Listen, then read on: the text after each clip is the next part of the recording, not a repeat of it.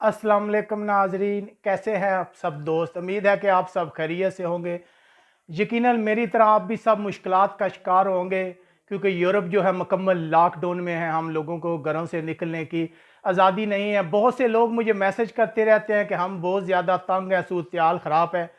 तो मैं उन लोगों को बताना चाहता हूं कि अभी जो लेटेस्ट खबरें आ रही हैं वो ये है कि एमरजेंसी की मुद्दत जो है वो 12 अप्रैल से बढ़ाई जा रही है। गवर्नमेंट जो है ऐलान भी करने वाली है, बाज़ाब्ता न्यूज़ में भी आ रहा है कि एमरजेंसी की मुद्दत बढ़ाई जा रही है। इसके अलावा जो है ऐसे लोग जो तंग पड़े हुए हैं, मैं उनको बताना चाहता हूं। अगर मैं आपको दिखा सकूं, मेरे पीछे ये आप पानी देख रहे हैं।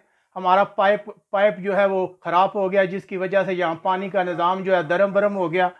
मुख्तलिफ अम्प्रेसों को फ़ोन लगा रहे हैं कि पानी का सिस्टम ठीक करें। पानी भी नहीं है, कल से पानी नहीं है, लेकिन फिर भी हम लोग जो है गुजारा कर रहे हैं। इसलिए ये मैं सब मेरा इन चीज़ों को दिखाने का आप लोगों को ये मकसद है कि प्लीज़ जितनी भी हमारी पाकिस्तानी, इंडियन या बांग्लादेशी कम्यूनिटी है, उन्होंने हिम्मत नहीं हारनी। चाहे हालात कैसे भी हो, हम घरों से नहीं निकलेंगे। देखें, ये हमने पानी जो है पड़ोसियों से पानी मांग कर लाए हैं, यहाँ पे स्टॉक किया हुआ है।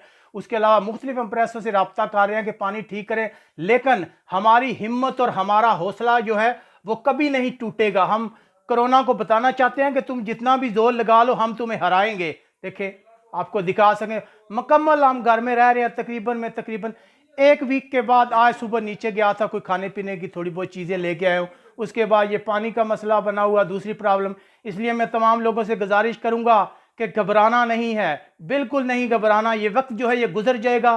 कोई भी वक्त जो है वो हमेशा नहीं रहता। ये वक्त हमारा इम्तिहान ले रहा है। इसलिए आप लोगों से गुजारिश है कि इस वक्त का फ़ायदा उठाएं, घर में रहें, नमाज रोज़ा करें, इबादत करें। आपको इतना मौका मिला है, क्योंकि यूरोप में इतनी मसरूफ़ लाइफ है कि किसी के पास कोई मौका नहीं होता।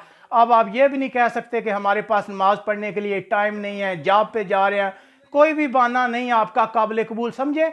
ये कुछ लोग कहते हैं ये अल्लाह की तरफ से अजाब है, लेकिन मैं आप लोगों को कहना चाहता हूं कि ये अजाब नहीं, ये तो अल्लाह पाक की नेमत है। उसने आपको अपने करीब कर दिया।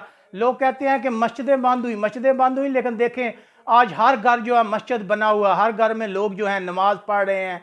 कोई जो है कुरान पाक की तिलावत कर रहा है, कोई कुछ कर रहा है। ये हमारे लोगों के पास एक मौका है कि हम अपने गुनाहों की बख्शिश करा सकें। बस ये सब कुछ आप लोगों को बताने का यही मकसद था कि प्लीज़ हिम्मत ना हारें और हमें दुआओं में याद रखिएगा।